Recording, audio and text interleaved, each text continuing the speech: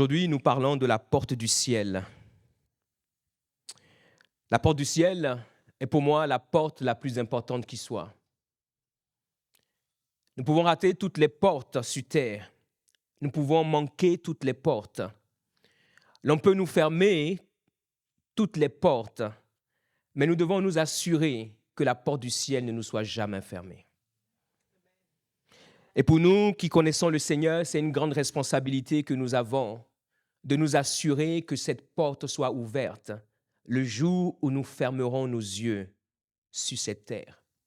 Parce qu'un jour ou l'autre, malgré tout ce que nous aurons accompli, malgré toutes les choses extraordinaires que nous aurons faites, que nous aurons vues, que nous aurons expérimentées, malgré toutes les joies que nous aurons eues dans cette vie, un jour nos yeux se fermeront. Et la vraie question qui se posera à nous, est-ce que la porte du ciel nous reconnaîtra pour s'ouvrir à nous? Courons, mais courons bien. Marchons, mais marchons bien. Vivons, mais vivons bien. Le ciel n'est pas juste cet épais nuage que nous pouvons voir, cette couche atmosphérique à laquelle nous faisons référence. Le ciel est plus que cela. Le ciel est un monde invisible, mais qui a une telle influence positive ou négative selon l'endroit du ciel où on se place. Il y a bien entendu le ciel de Dieu qui n'a qu'un seul désir, c'est d'avoir une influence positive sur nous. Il y a le deuxième ciel, c'est le ciel dont la Bible nous parle, c'est le ciel où le diable réside et qui n'a qu'un seul désir aussi, c'est de pouvoir avoir une influence négative sur nous. Et ensuite, il y a le ciel que nous voyons, c'est le ciel des hommes, où quand nous sommes fatigués de vivre sur Terre, nous essayons d'aller découvrir Mars, Saturne, Jupiter, parce que nous ne savons plus quoi faire de notre argent. Mais au-delà de cela, nous devons comprendre que le ciel dont nous parlons, lorsque nous faisons référence à la Bible, qui est le ciel de Dieu, est un lieu où Dieu réside, est un lieu où Dieu se trouve. Le ciel, mes chers amis, est l'habitation de Dieu. La Bible nous dit dans le psaume 115, verset 3, « Notre Dieu est au ciel, il fait tout ce qu'il veut. » Ce Dieu-là habite un endroit et cet endroit est le ciel. Dans le psaume 19, au verset 2, la Bible dit ceci, « Les cieux racontent la gloire de Dieu et l'étendue manifeste l'œuvre de ses mains. » Dans le psaume 103, verset 19, « L'Éternel a établi son trône dans les cieux. » L'Éternel est un Dieu et donc il a établi son trône dans les cieux. Et son règne domine sur toutes choses. Voici à l'Éternel, ton Dieu, appartiennent les cieux et les cieux des cieux, la terre et tout ce qu'il renferme. Même lorsqu'on parle du ciel, ce qu'il faut savoir, c'est que dans le ciel, il y a des cieux. Il y a des cieux des cieux. Lorsqu'on parle du ciel, même lorsque Dieu vous fait grâce de pouvoir visiter le ciel, il faut savoir c'est quel endroit du ciel que vous visitez. C'est pour cela, même dans le ciel de Dieu, tous les anges n'ont pas accès à lui. Lucifer avait cette particularité, c'est qu'il faisait partie de ces anges qui pouvaient s'approcher de Dieu. Et c'est la raison pour laquelle il a un jour songé à voir le trône de Dieu. C'est parce qu'il pouvait voir ce trône-là. Mais il y a des anges qui n'ont pas ce privilège. Parce que dans le ciel de Dieu, il y a différents cieux. Et je prie pour chacun de nous, alors que nous courons sur cette terre, que nous puissions courir pour être le plus près possible de son trône. Mes chers amis, il y a des hommes et des femmes qui sont chrétiens, mais ils n'ont pas la même aspiration ou motivation. Il y a certains qui veulent simplement, faire leur arrivée au ciel, peu importe où ils se trouvent. Et c'est vrai, des fois, j'ai entendu, certains m'ont dit, peu importe là où je me trouve, même si je suis dans le KGB du ciel, je suis au ciel. Même si je me trouve dans la cuisine du ciel, je suis au ciel. Ah, mais moi, je suis un peu plus motivé. Moi, je n'aimerais pas être simplement au ciel, j'aimerais être près du trône, pas loin du trône si possible. Et quand tu es motivé d'une telle manière, tu dois vivre pour Dieu sur terre. Quand tu es motivé d'une telle manière, ta vie doit être consumée pour Dieu et par Dieu. Alléluia. Ah, nous sommes vraiment dans une église qui a fini de jeûner. Amen.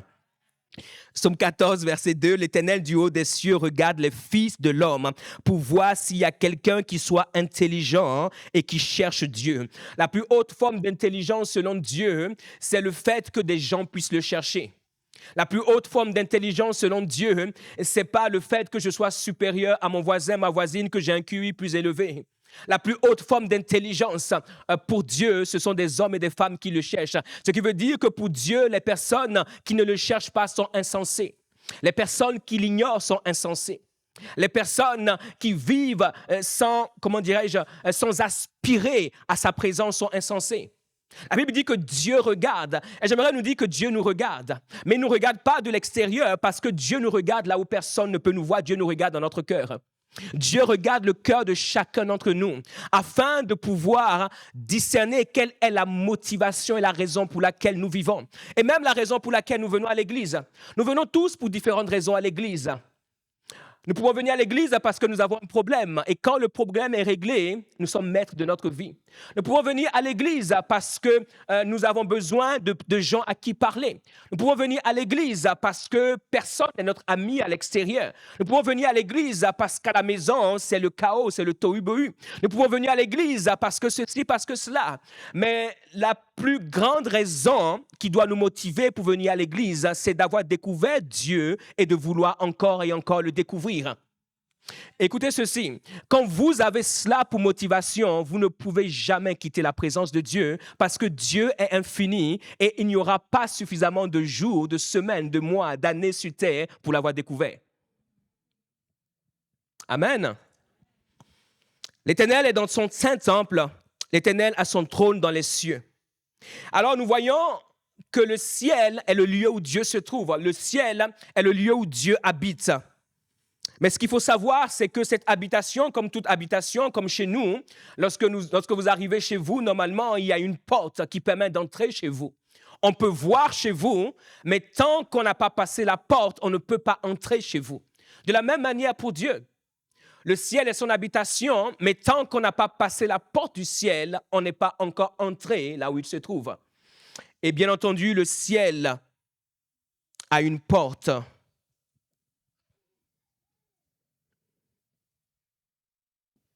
Le ciel a une porte. Quelquefois, Dieu visite la terre. Mais ce qu'il faut savoir, c'est que quand Dieu visite la terre, c'est le ciel qui visite la terre. Et chaque fois que Dieu visite la terre, il nous faut accéder à sa présence pour pouvoir être en communion avec lui. Et l'une des choses qui caractérise la porte du ciel, c'est que la porte du ciel est une porte sainte. Dans Exode 3, lorsque Dieu se révèle à Moïse, il est en train de paître le troupeau de son beau-père Jéthro. Et il est sur l'une des montagnes. Il a l'habitude de pouvoir se trouver sur cette montagne. Il a l'habitude de pouvoir être à Horeb. Mais ce jour particulièrement, sur la montagne d'Horeb, alors qu'il est en train de faire paître le troupeau de Jéthro, son beau-père, il va voir un buisson particulier. C'est un buisson qui brûlait, mais qui ne se consumait pas. Et cela va l'intriguer. Alors, il va décider de pouvoir s'approcher. Et alors qu'il essaie de s'approcher de ce buisson, une voix va sortir. Et la voix va lui dire, « Moïse, Moïse. » Waouh, quelle surprise.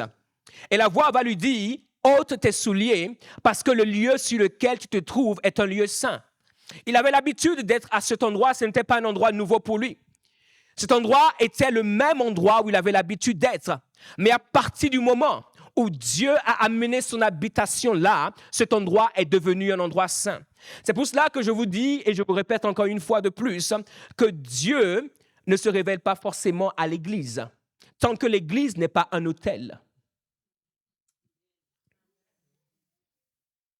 Il y a beaucoup de choses que nous confondons et que nous ne comprenons pas si nous ne sommes pas attentifs et méticuleux pour marcher avec le Saint-Esprit. Tous les lieux où on parle de Dieu ne sont pas l'habitation de Dieu. Il dira à Moïse, « Écoute-moi, ôte tes souliers parce que le lieu sur lequel je suis saint. » Il y a des principes qui sont associés à la connexion avec le ciel. Tu ne peux pas entrer dans ma présence parce que bon te semble. Il lui dit, ôte tes souliers, ôte tout ce qui te caractérise par rapport à la terre, tout ce qui fait que tu es terrestre, tout ce qui fait que tu es humain. Tu dois mettre cela de côté et commencer par t'approcher de moi d'une manière qui te permette à ce que la porte du ciel s'ouvre à toi. Lorsqu'il se révèle à Moïse et qu'il l'emmène pour aller délivrer le peuple, lorsqu'ils vont sortir d'Égypte, l'une des choses qu'il demandera à Moïse, c'est que le peuple que j'ai fait sortir d'Égypte à cause de l'alliance que j'ai établie avec leur père Abraham, Isaac et Jacob, ce peuple doit me bâtir un lieu, un sanctuaire, un tabernacle, un lieu où je vais pouvoir les visiter alors qu'ils sont sur terre. Le ciel est au ciel et j'ai besoin d'être sur terre avec eux. Mais pour cela, il va falloir que tu puisses me bâtir un édifice, un endroit, un lieu qui puisse symboliser le ciel. Écoutons ceci, mes chers amis, l'église que le Seigneur construit est à l'image de celle qui est au ciel. Dans le ciel, il y a un tabernacle. Et quand Dieu va donner l'instruction à Moïse, il va lui dire ceci dans Exode 25, à partir du verset 1. L'Éternel parla à Moïse et dit, « Parle aux enfants d'Israël. » Il dit qu'il m'apporte une offrande. Vous la recevrez pour moi de tout homme qui la fera de bon cœur. Il dit, voici ce que vous recevrez d'eux en offrande. De l'or. Ah, je pensais que Dieu n'aimait pas les bonnes choses. Apparemment, il aime les bonnes choses. Donc, s'il vous plaît, si vous amenez ce dont vous n'avez pas besoin à Dieu, vous êtes en train de le frustrer déjà. Bref, de l'or, de l'argent, de l'airain, des étoffes teintes en bleu, en pourpre, en cramoisi, du fin lin, du poil de chèvre, des peaux de bélier teintes en rouge, il ne fallait pas amener celles teintes en vert, et des peaux de dauphin, du bois d'acacia, de l'huile pour le chandelier, des aromates, et nous avons de l'huile, gloire à Dieu, alléluia, nous sommes sauvés, des aromates pour l'huile d'onction et pour le parfum odoriférant, des pierres d'onyx et d'autres pierres pour la garniture de l'éphod et du pectoral. Et verset 8, c'est là que je viens, il dit, « Ils me feront un sanctuaire et j'habiterai au milieu d'eux. » Et il lui dit ceci au verset 9, « Vous ferez le tabernacle et tous les ustensiles d'après le modèle que je vais te montrer. » L'église que Jésus-Christ vient rechercher, ce n'est pas celle que nous bâtissons par notre intelligence, par notre conviction, par notre culture. L'église que Jésus-Christ vient rechercher, c'est celle qui est bâtie d'après le tabernacle divin.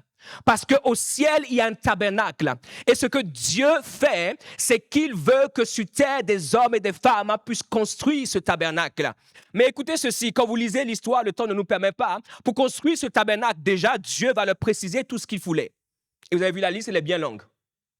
Et ensuite, Dieu a donné le modèle à Moïse.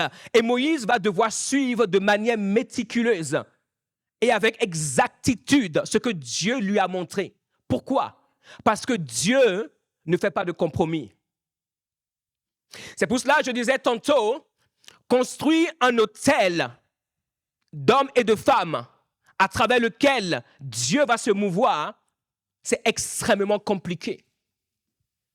Parce que nous ne construisons pas cet autel selon ce que les gens veulent entendre ou veulent recevoir, mais c'est selon ce que Dieu montre.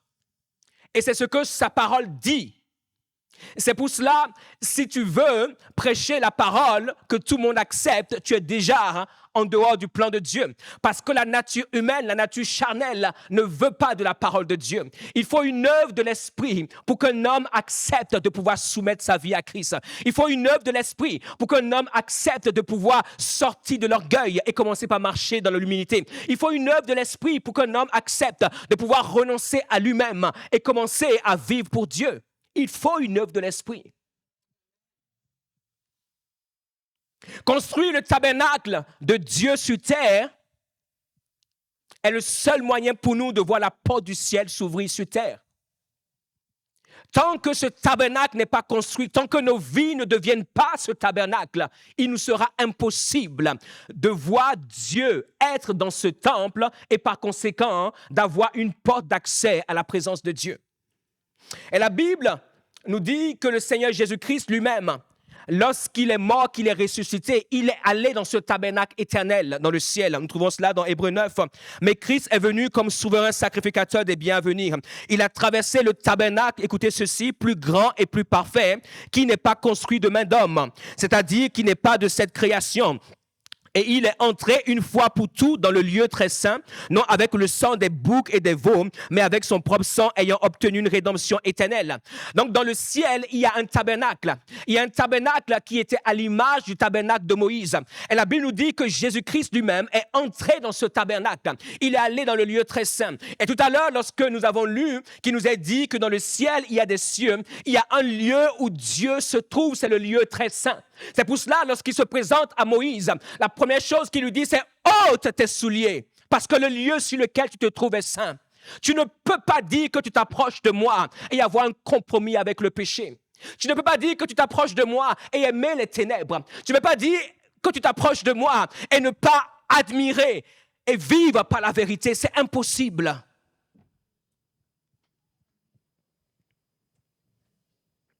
Là où Dieu se trouve, c'est un lieu très saint. Pas simplement saint, mais très saint.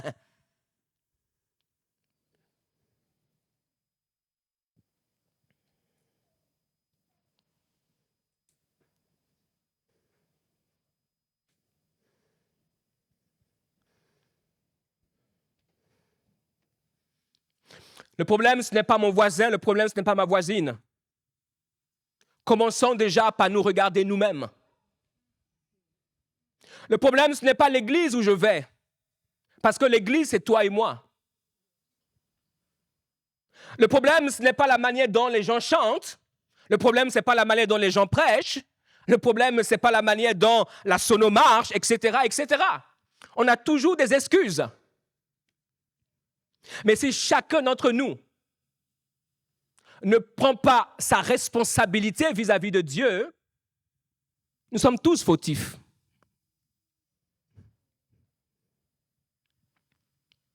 Lorsque, dans le camp d'Israël, il y avait un interdit par le biais d'Akan, Dieu ne pouvait plus se mouvoir. Josué est allé combattre Haï, un petit peuple, et il est revenu défait. Et tout énervé, il s'adresse à Dieu. Et Dieu lui dit, il y a un interdit. Mon cher serviteur, il y a un interdit. Je suis un Dieu saint. Je ne peux pas ouvrir ma porte sur votre vie, même si j'ai une alliance avec vous, parce qu'il y a un interdit. Et quand vous lisez l'histoire d'Akan, mes chers amis, elle n'est pas belle. Mais aujourd'hui, au nom de la grâce, nous acceptons un certain nombre de choses. Nous devons être, comment dirais-je, nous devons être lucides par rapport à ce que nous voulons. Est-ce que nous voulons réellement la présence de Dieu?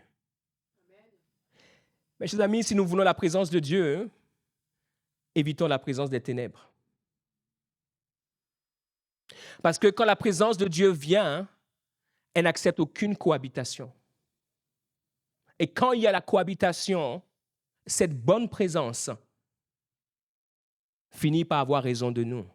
Parce que Dieu ne peut pas accepter la cohabitation.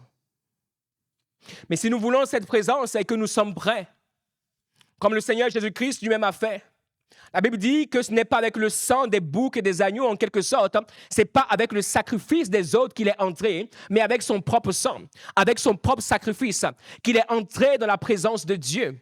Si tu veux entrer dans la présence de Dieu, n'attends pas ce que l'un et l'autre fera, mais compte déjà à faire ce que tu dois faire. Il est entré avec son propre sang. Il est entré avec le sang de son sacrifice. Il est entré avec le sang de son offrande. Et il est arrivé dans le lieu très saint où il a été accueilli par le Père. Dieu l'a dit de construire ce tabernacle. Et aujourd'hui, nous n'avons plus besoin d'aller à Jérusalem pour pouvoir adorer Dieu, même si c'est une bonne chose d'aller visiter la Terre Sainte.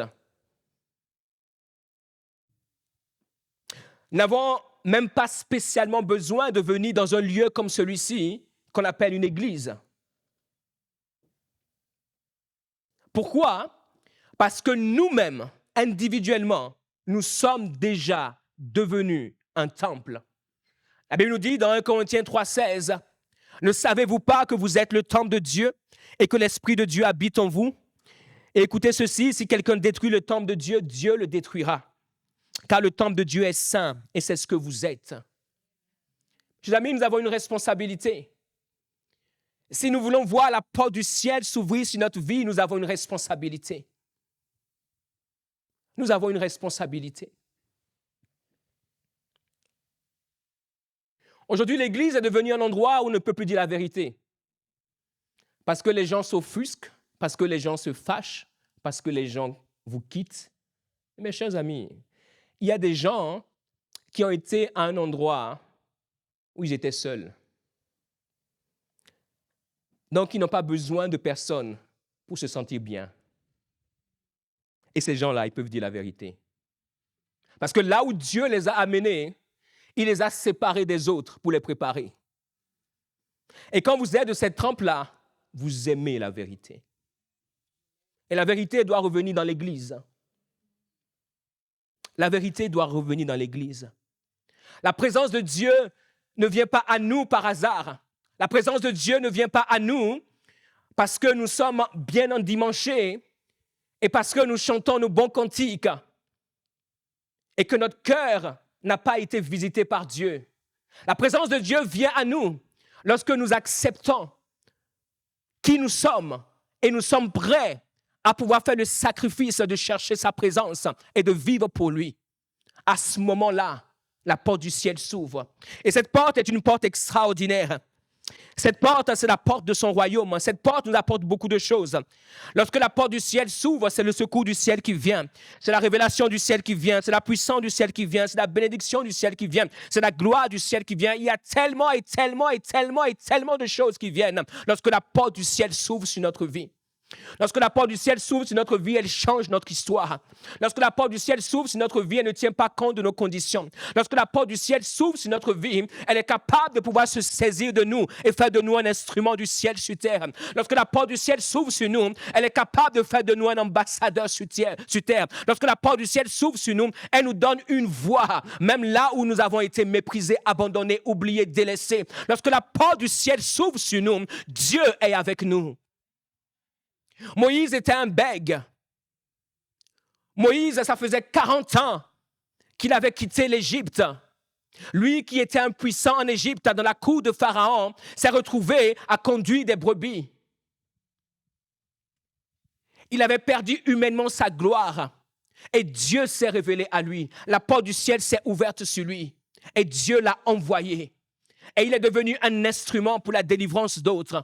Nous ne pouvons pas être sur terre et ne pas avoir la porte du ciel s'ouvrir sur nous lorsque nous voulons vivre ce que la parole de Dieu déclare au sujet des enfants de Dieu. Si nous voulons être un fils, une fille de Dieu, nous devons avoir cette porte du ciel ouverte sur notre vie. Et en même temps, nous devons comprendre que cette porte du ciel ne s'ouvre pas par hasard, qu'elle ne s'ouvre pas parce que nous vivons ce que nous avons envie de vivre sans tenir compte de ce que Dieu veut qu'on vive. C'est impossible. Nous vivons la vie que nous avons envie de vivre en disant Dieu m'accepte comme cela. Dieu nous aime comme cela, mais ne nous accepte jamais comme nous sommes.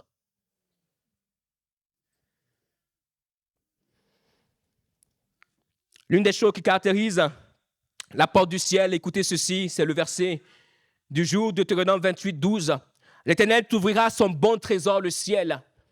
Le ciel est le bon trésor de Dieu. Pourquoi? Parce que le ciel est l'endroit où Dieu se trouve.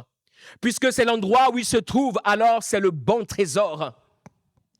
Dieu t'ouvrira son bon trésor. Le plus grand trésor que Dieu a, c'est le ciel. Le plus grand trésor à la disposition de Dieu, c'est le ciel.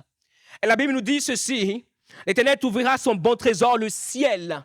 Le ciel est le bon trésor de Dieu.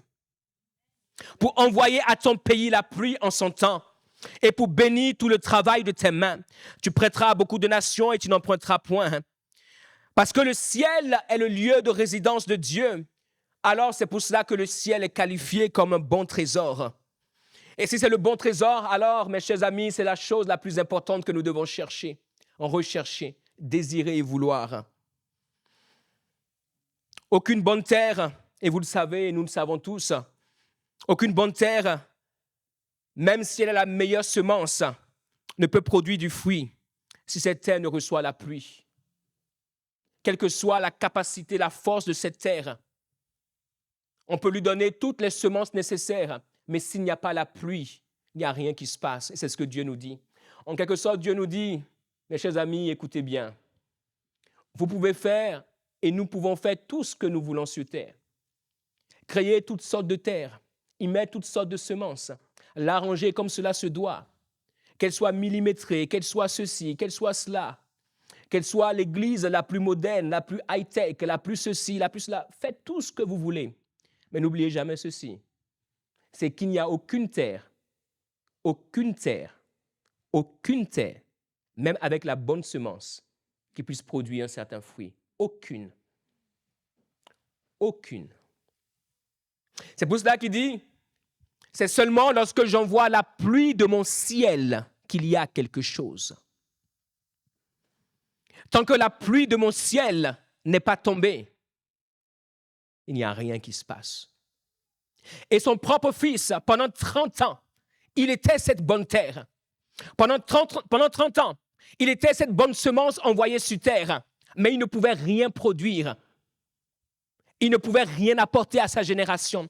Il ne pouvait rien donner au monde qui l'entourait parce que la porte du ciel ne s'était pas ouverte. Il a fallu qu'il attende d'être au Jourdain. Vous savez, Dieu est quelqu'un qu'on ne peut pas presser. Sur terre, quand les gens sont impatients, ils vous disent j'ai autre chose à faire. Essayez avec Dieu. Mais il a tout le temps. Il a même jusqu'au temps où nous allons mourir. Il a tout le temps, il a l'éternité. On ne peut pas le presser. Ce n'est pas comme un fruit qu'on presse pour tirer son jus, même quand il n'est pas mûr. Dieu ne se révèle que quand il est mûr. Dieu ne se révèle que quand il est mûr. On peut presser comme on veut, mais il ne sortira jamais tant qu'il n'est pas mûr. Lorsque le ciel s'ouvre, c'est à ce moment que la pluie du ciel vient pour arroser. Et nous avons tous besoin de cette pluie parce que cette pluie apporte l'abondance du ciel pour chacun d'entre nous. Et en 2024, en cette année de percée, nous avons besoin de vivre cette abondance. Nous avons besoin d'expérimenter. Nous avons besoin de toucher. Nous avons besoin d'être connectés à cette abondance et que cette abondance devienne notre partage et notre héritage. Mais cette pluie et ce ciel ouvert n'est réservé qu'à ceux et celles qui appartiennent non seulement au peuple de Dieu, mais qui lui obéissent, qui vivent selon un certain nombre de choses. Dans Deutéronome 11, verset 13, il déclare « Si vous obéissez à mes commandements que je vous prescris aujourd'hui », première chose. Si vous aimez l'Éternel, votre Dieu, deuxième chose. Et si vous le servez, troisième chose, de tout votre cœur et de toute votre âme, je donnerai à votre pays la pluie en son temps. Si vous obéissez, si vous aimez et si vous servez, c'est à ces trois conditions que j'ouvrirai mon ciel pour envoyer la pluie. Cette pluie symbolise la bénédiction de Dieu. Cette pluie symbolise l'abondance, elle symbolise la grâce. Il déclare dans Ézéchiel 34, 26, « Je ferai d'elle et des environs de ma colline un sujet de bénédiction. J'enverrai la pluie en son temps et ce sera une pluie de bénédiction. » Mes chers amis, la pluie dont il est question, ce n'est pas juste un phénomène, ce n'est pas un épiphénomène, c'est une pluie de bénédiction. La bénédiction de Dieu ne s'achète pas. La bénédiction de Dieu ne peut pas être influencée. La bénédiction de Dieu, et j'aimais tout à l'heure le témoignage de Shadé, effectivement, elle m'appelait, et même, et je vais faire cette confidence, une fois j'ai vu son message, j'ai vu qu'elle m'envoyait un message, mais je n'ai pas répondu, j'ai attendu, je pense, 48 heures ou 72 heures avant de la rappeler.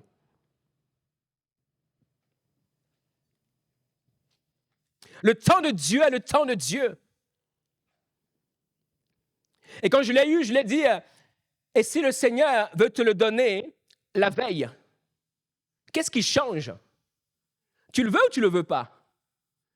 Que ce soit aujourd'hui, dans 3 mois, au final, qu'est-ce qui compte? Et Dieu aime à nous pousser à dépendre de lui.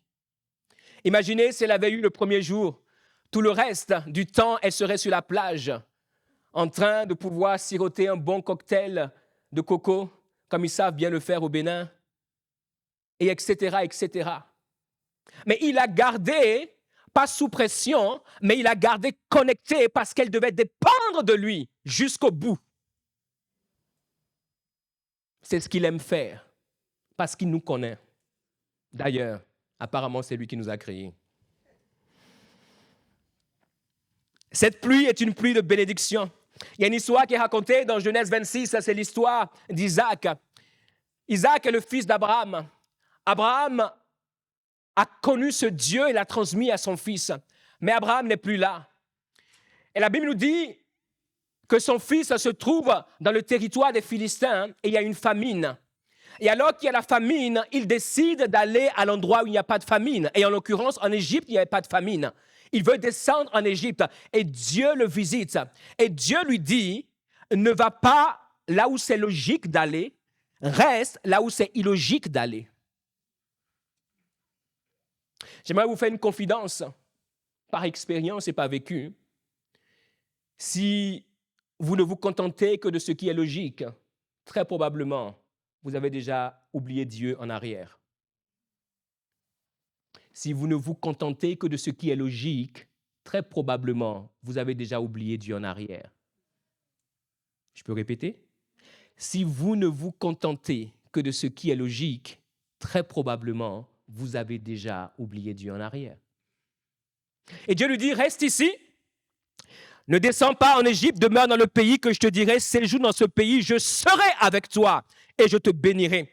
Car je te donnerai toutes ces contrées selon ce que j'ai promis à ton père Abraham, parce qu'il a écouté ma voix, parce qu'il a obéi. Alors moi, Dieu, et je traduis la pensée de Dieu, je ferai pleuvoir. Et vous savez ce qui s'est passé? C'est que la Bible nous dit que Isaac va semer sur cette terre qui était une terre stérile. Isaac va semer sur cette terre où il y avait la famine, sur cette terre où il y avait la sécheresse, cette terre qui ne produisait plus rien. La Bible nous dit qu'il va semer et cela a été multiplié par 100. Toutes les semences qu'il avait faites, il va obtenir une moisson de 100. Comment est-ce possible? Et la Bible nous dit que ceux qui étaient sur le territoire, les Philistins à qui appartenait la terre, vont commencer par lui dire « ça ne va pas ». Et ils vont commencer par être jaloux de lui. Mais ce qu'il faut savoir, c'est qu'il n'a pas plu pour que Isaac puisse moissonner. Et nous savons très bien, d'ailleurs Dieu lui-même le dit, qu'il faut la pluie pour que la semence porte du fruit. La pluie de Dieu n'est pas une pluie visible. La pluie de Dieu est une pluie que tu portes en toi. Il y a des hommes et des femmes, ils portent une certaine pluie.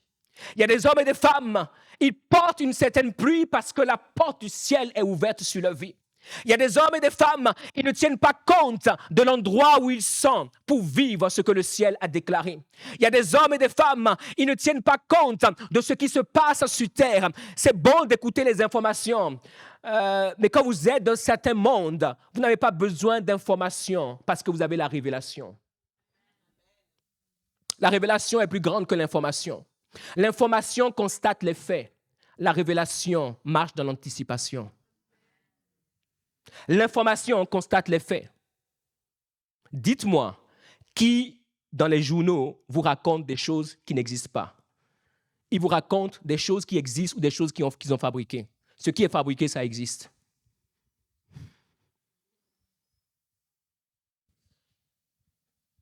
Est-ce qu'au journal, ils vous ont dit, aujourd'hui, vous serez à l'église destinée? Ils vous ont tout dit, sauf cela. Mais c'était la meilleure des choses qu'ils auraient dû vous dire, parce que vous êtes au meilleur endroit. Est-ce que tu peux dire à ton voisin, tu es au meilleur endroit? Isaac va semer et va obtenir 100 fois plus. Et alors, les Philistins vont commencer à combattre cet homme, parce que cet homme avait la pluie en lui. Il n'y avait pas physiquement de pluie, mais il avait la pluie en lui. C'est pour cela qu'il y a des hommes et des femmes, ils ont une certaine assurance, non pas à cause d'eux, mais parce que la porte du ciel s'est ouverte sur leur vie. Il y a certains hommes et certaines femmes qui marchent avec une certaine confiance, non pas à cause d'eux, non pas à cause de ce qu'il y a dans leur tête, mais du fait que la porte du ciel se soit ouverte sur leur vie. Et ils savent que partout où ils iront, la Bible déclare, tout lieu que la plante de ton pied foulera, je te le donne. Pourquoi? Parce que la porte du ciel est ouverte sur toi. Oh, mon cher ami, ma chère amie, j'aimerais t'inviter à pouvoir chercher à ce que cette porte du ciel soit ouverte sur ta vie. Oh, il y a des prérequis, il y a des conditions, mais cela dépend de toi. Oh, si tu peux avoir cette porte ouverte sur ta vie, je peux t'assurer qu'aucune circonstance, qu'aucune situation, qu'aucune contestation, oh, ne viendra t'arrêter. Parce qu'ils ont contesté avec lui. Lorsqu'il a commencé par creuser les puits que son père Abraham avait creusés, les Philistins vont contester avec lui. Le premier puits s'appelle Essek. Ils vont contester avec lui.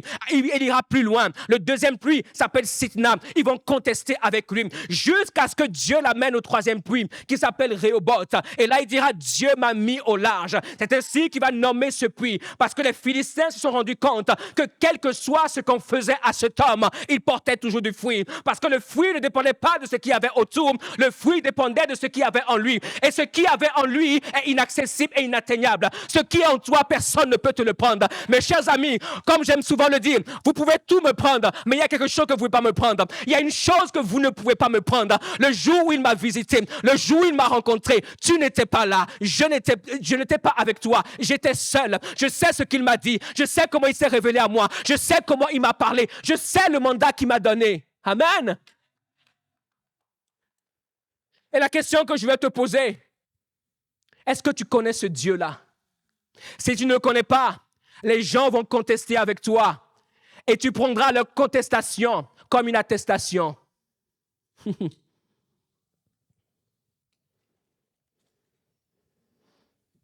Mais il ira jusqu'à Rehoboth et ils viendront même faire la paix avec lui parce qu'ils vont constater qu'ils ne peuvent pas s'opposer à ce qui était en lui. Mais vous savez, le ciel aussi peut être fermé, il n'est pas couvert, il peut être aussi fermé. Et lorsque le ciel est fermé, nous pensons tout de suite à l'ennemi, nous pensons tout de suite au diable. C'est vrai, très souvent, c'est lui qui ferme notre ciel, mais ce qu'il faut savoir, c'est que Dieu ferme aussi le ciel. Et c'est bon à savoir. Il déclare dans Amos 4, verset 7, « Et moi, je vous ai refusé la pluie. » C'est Dieu qui parle, ce n'est pas le diable qui parle. Il dit, « Je vous ai refusé la pluie. » Je vous ai refusé la pluie lorsqu'il y avait encore 3 mois jusqu'à la moisson. J'ai fait pleuvoir sur une ville et je n'ai pas fait pleuvoir sur une autre ville. Un champ a reçu la pluie et un autre qui ne l'a pas reçue s'est desséché. C'est Dieu qui parle. Ce qui veut dire qu'autant que nous sommes, certains peuvent recevoir la pluie et d'autres pas. Ce n'est pas forcément le diable. J'ai refusé la pluie. Ma prière pour toi, la plus profonde qui vient de mon cœur, c'est que Dieu ne te refuse pas la pluie. Mais par contre, ça ne dépend pas de moi, ça dépend de toi. J'ai la responsabilité de m'assurer au moins qu'il ne me refuse pas la pluie. Et je te prie de prendre cette responsabilité. Lorsqu'on parle d'un ciel ouvert, l'une des choses qu'il est important pour nous de comprendre, c'est que la dimension de ce ciel ouvert amène quelque chose de particulier, c'est qu'elle amène un réveil spirituel. Et le plus grand réveil et la plus grande percée du moins à vivre, mes chers amis, ce n'est pas d'abord une percée matérielle, quoique ces choses sont importantes et nécessaires pour nous. Nous avons besoin de chaises pour pouvoir nous asseoir, nous avons besoin d'habits pour être bien vêtus, etc. Toutes ces choses sont importantes, mais la plus grande percée que nous puissions vivre, c'est un réveil spirituel. C'est pour cette raison que nous avons besoin que la porte du ciel s'ouvre sur nous.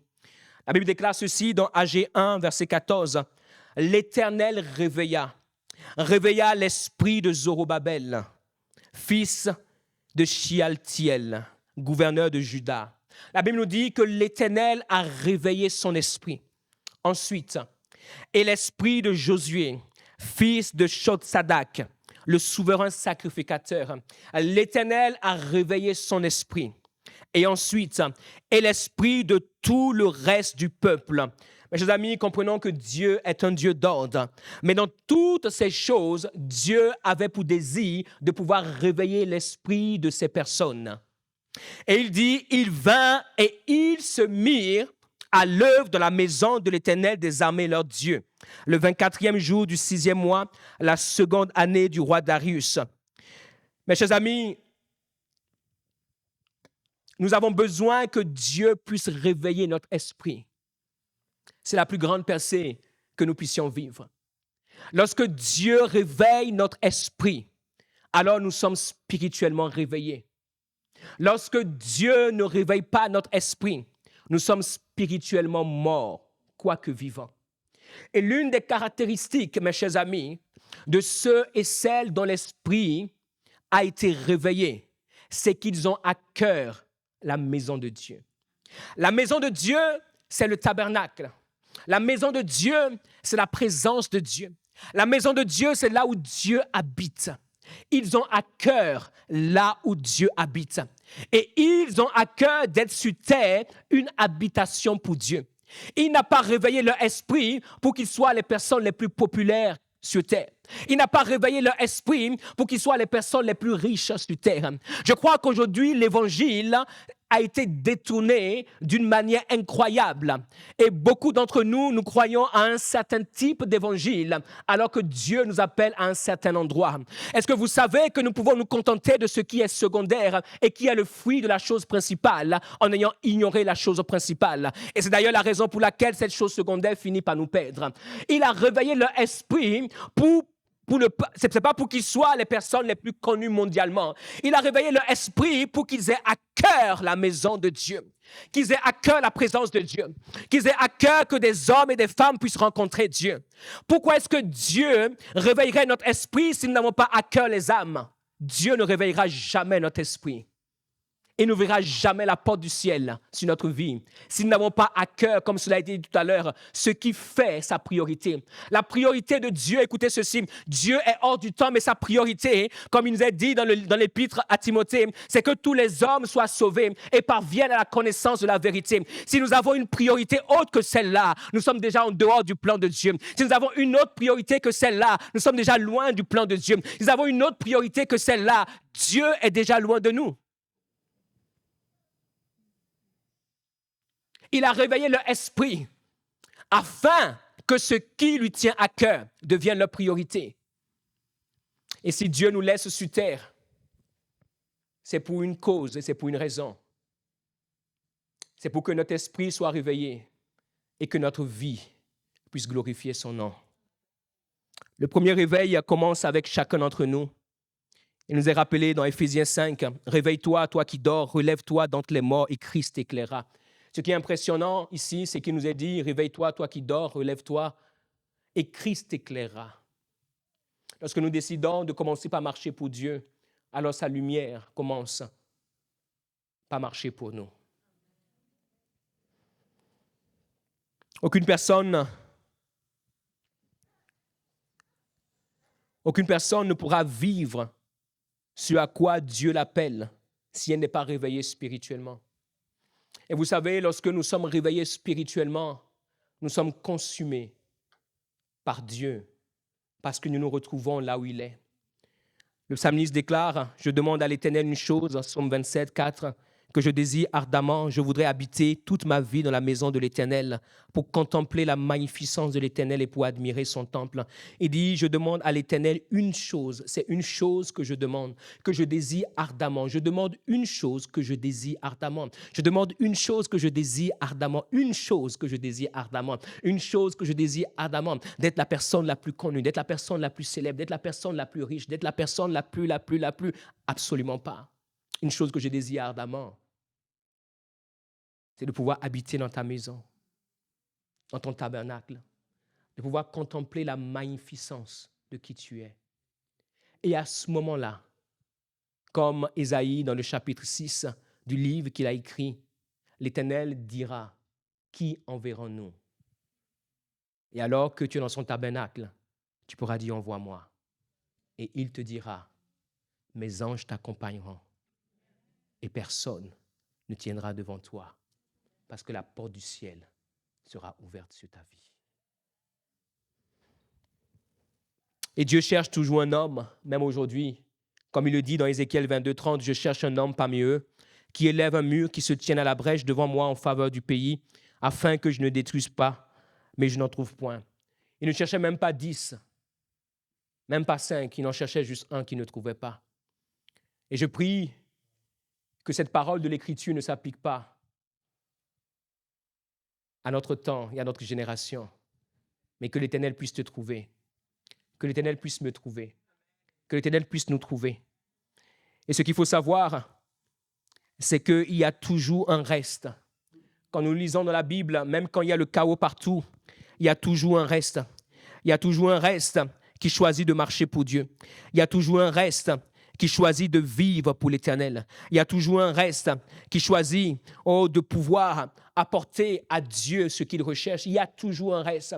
Quand le prophète Élie pensait qu'il était seul, ayant déployé son zèle pour combattre les Baals, les Astatrés et tous ceux et celles qui s'opposaient à Dieu à travers Jézabel, Dieu lui dira, « Écoute-moi, il y a des prophètes comme toi qui n'ont pas fléchi les genoux devant Baal. » Parce que dans chaque génération, mes chers amis, écoutons ceci, Dieu a toujours un reste. Et Dieu n'a pas besoin de la majorité pour se mouvoir. Dieu a besoin que d'un homme, que d'une femme. Et quand nos regards sont tellement biaisés par attendre qu'il y ait une majorité pour que Dieu fasse quelque chose, mes chers amis, nous sommes dans l'erreur. Avec toi et toi seul, et Dieu, c'est suffisant. Psaume 60, verset 14, « Avec Dieu, nous ferons des exploits, il écrasera nos ennemis. » Ce n'est pas la foule qui fait que les ennemis sont écrasés. Le peuple d'Israël, ils étaient nombreux. Pendant 40 jours, Goliath est sorti et aucun n'a levé le petit doigt. Ils étaient une foule. Mais Dieu n'était pas avec eux. Pourquoi? Parce que Dieu avait rejeté leur roi. Et la porte du ciel s'était fermée sur Saül. Mais quand vous lisez l'histoire de Saül auparavant, il était un homme de guerre puissant. Il sortait, il remportait des victoires parce que la porte du ciel était ouverte sur lui. Et Dieu va utiliser un berger qui n'était pas habitué à la guerre, un berger qui aimait une chose, qui aimait être dans la présence de Dieu. Même quand le grand prophète Samuel est venu, il n'était pas là parce que lui s'occupait des brebis, lui s'occupait du business de Dieu. Même quand le prophète est venu dans la ville, il n'était pas là pour recevoir sa prophétie, mais il s'occupait des brebis et Dieu l'a forcé à avoir une prophétie. C'est pour cela qu'il y a certaines prophéties qui ne nous arrivent jamais. Vous savez pourquoi, hein? Parce que nous sommes trop préoccupés par la prophétie que par le Dieu de la prophétie. Quand vous êtes préoccupé par le Dieu de la prophétie, vous êtes préoccupé par ce que le Dieu de la prophétie a de plus important. Et ce qu'il a de plus important de toute éternité, ça a été les brebis. Depuis le jardin d'Éden, lorsque Adam et Ève ont péché, la seule chose qui l'a préoccupé, ce sont les brebis. Et c'est encore et toujours les brebis. J'arrive à la fin de ce message. Il y a des prophètes qui n'avaient pas fléchi devant Baal. Il y avait au total, de ce que la Bible nous compte, 7000 personnes qui n'avaient pas fléchi, mais lui pensait qu'il était seul. Seigneur, je suis seul. Mes chers amis, il y a un reste. Et quand vous avez les yeux ouverts pour voir ce qui se passe dans le monde, il y a un reste dans toutes les générations. Et vous savez, ce qui est impressionnant avec Dieu, c'est que quand nous décidons de lui tourner le dos, Dieu ne pleure pas. Quand nous décidons de lui tourner le dos, Dieu ne pleure pas. Quand nous décidons de lui tourner le dos, Dieu se tourne vers quelqu'un d'autre. Des fois, nous avons l'impression que Dieu nous doit quelque chose. Mes chers amis, il ne nous doit rien. Nous lui devons absolument tout. Lorsque nous lui tournons le dos, il se tourne vers quelqu'un d'autre. Et ma prière, c'est que toi et moi, nous soyons ce quelqu'un d'autre. David, normalement, n'aurait jamais dû être roi. Il n'aurait jamais dû être roi. Dieu a dû se tourner vers quelqu'un d'autre. Le prophète Samuel était en train de pleurer. Il avait abandonné sa corne. Il avait abandonné son ministère. Il avait abandonné son appel parce qu'il pensait que comme il était perdu dans son incompréhension, ainsi Dieu aussi l'était. Et Dieu vient le voir et lui dit, mais qu'est-ce que tu fais? Tu pleures de quoi? Tu pleures sur quoi? Tu pleures pourquoi? Tu pleures avec quoi? Et tu pleures quel type de pleurs? J'étais là. Il dit, remplis ta corne. Va dans la maison d'Isaïe, parce que là, j'ai suscité un jeune homme de nulle part, celui à qui personne ne pense, celui qui est toujours au fond de la salle dans l'église. Et quand tout le monde vient, on pense que c'est ceux qui sont devant qui sont les plus importants. Mais c'est celui qui arrive le plus tôt et qui part le plus tard. C'est celui que personne ne regarde, mais la seule personne qui le regarde, c'est Dieu. Parce que Dieu voit qu'il s'occupe de ce qui lui est important et dont personne ne s'occupe. Et il dit, va et oins-le. Et la Bible nous dit dans 1 Samuel 16, à partir de ce jour-là, l'Esprit de l'Éternel demeura.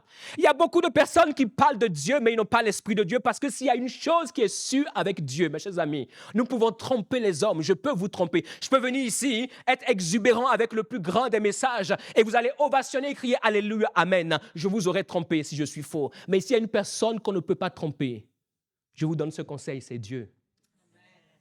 Il ne mettra jamais son huile sur quelqu'un qui n'a pas à cœur sa présence. Tu as beau faire toutes les prières qui soient.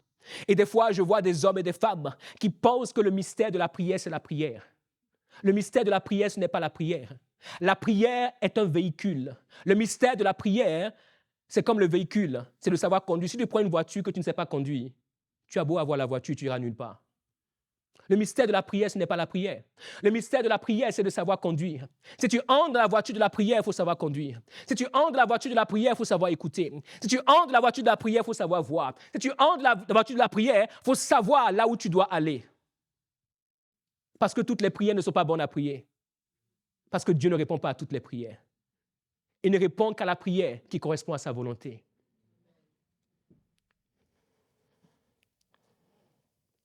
Je termine avec cela. Dans la chambre haute, ce qui est impressionnant, quand vous lisez dans la chambre haute, nous avions combien de personnes dans cette chambre haute? Nous avions 120 personnes. Lorsque le Seigneur Jésus-Christ est mort, ressuscité, il est apparu à plus de 500 personnes. Mais dans la chambre haute, nous n'avions que 120 personnes.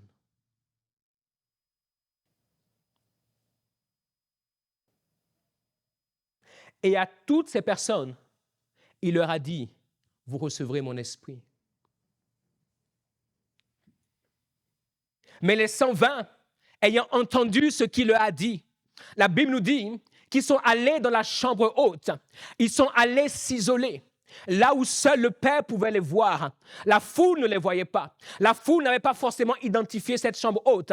Peut-être que c'était la chambre la plus sale de Jérusalem. Peut-être que c'était l'endroit le plus mauvais. C'était l'endroit le plus malfamé de Jérusalem. Ils étaient là 120 et ils priaient. Ils ne savaient pas ce qu'ils allaient vivre, mais ils obéissaient à celui qui leur avait parlé. Et la Bible nous dit que le ciel s'est ouvert et un bruit s'est fait. Et ces hommes et femmes ont été remplis du Saint-Esprit. Et à partir de ce moment-là, ils ont commencé par avoir la manifestation du tabernacle divin dans la terre sur laquelle ils étaient. Mes chers amis, le ciel ne s'ouvre jamais par hasard. Les autres qui faisaient partie des plus de 500, où étaient-ils?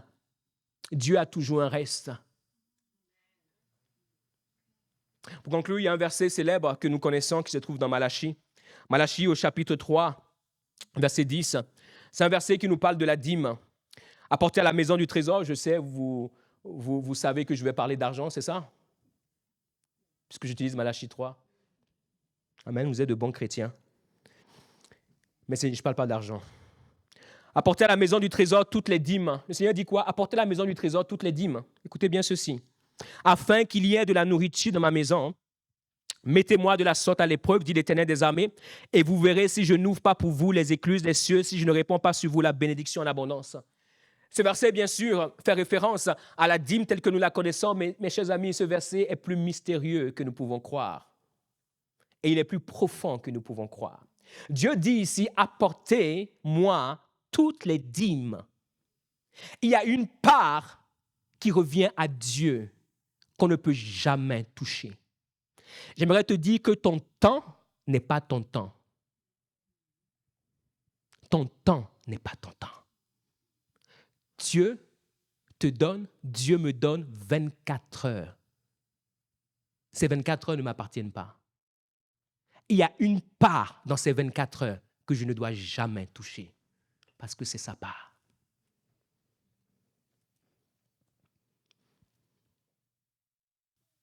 Dieu te donne un certain nombre de choses, tout ce que nous avons sur terre, tout ce que nous pouvons posséder, tout ce que nous pouvons toucher.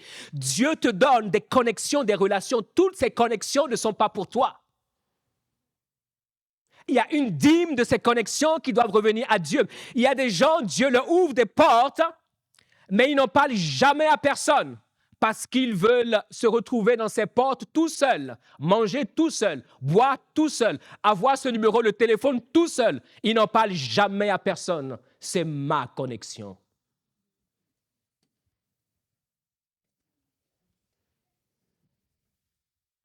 Ce que Dieu fait dans ta vie ne t'appartient pas. Il y a ce qu'on appelle le témoignage. Le témoignage, c'est la part de Dieu. Le témoignage est la part de Dieu. Quand tu rends témoignage, tu donnes la dîme de Dieu, ce qui revient à Dieu. Quand Dieu a fait quelque chose dans ta vie et tu n'es pas capable de le dire, il dira, OK, j'ai compris. La prochaine fois, ce sera beaucoup plus simple de ne rien faire parce que ça équivaut à ne rien faire. Apportez toutes les dîmes et il dit quoi? Et vous verrez si je n'ouvrirai pas les écluses des cieux. C'est lorsque nous apportons la part qui revient à Dieu qu'il ouvre la porte du ciel. C'est lorsque nous lui apportons la part de la consécration, lorsque nous lui apportons la part de la fidélité, lorsque nous lui apportons la part de notre cœur, lorsque nous lui apportons la part qui lui revient. C'est à ce moment-là qu'il ouvre les écluses des cieux parce qu'il voit. Lorsque tu lui apportes la part nécessaire, que ce soit dans la prière, que ce soit dans le jeûne, lorsque tu lui apportes la part nécessaire, que ce soit dans la manifestation de la bonté de Dieu. Quelle est la dernière fois où nous avons été bons envers quelqu'un en disant, écoute mon frère, écoute ma soeur, si ça ne tenait qu'à moi, je regardais cela. Mais écoute, à cause de Dieu, voici, aujourd'hui, je suis bon avec toi. C'est la part de Dieu. Quelle est la dernière fois où nous avons prêché à quelqu'un? Parce que c'est la part de Dieu.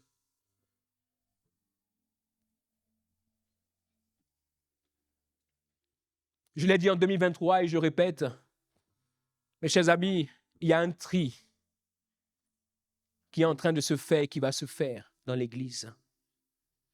Et nous serons surpris de ce que l'Esprit de Dieu est en train de faire. Parce que maintenant, le Seigneur va chercher la moisson des derniers temps. Et il n'ira qu'avec ceux qui diront « Oui Seigneur, envoie-moi ». Nous espérons que vous avez été édifiés et inspirés par cet enseignement. Nous vous invitons à continuer à nous suivre via nos réseaux sociaux. Si vous le souhaitez, vous avez la possibilité de soutenir notre vision de former des disciples authentiques à travers nos liens PayPal, Helloasso et RIB. Nous nous réjouissons aussi à l'idée de vous accueillir lors de nos célébrations hebdomadaires dont les horaires sont indiqués sur nos pages Instagram et Facebook. Demeurez abondamment bénis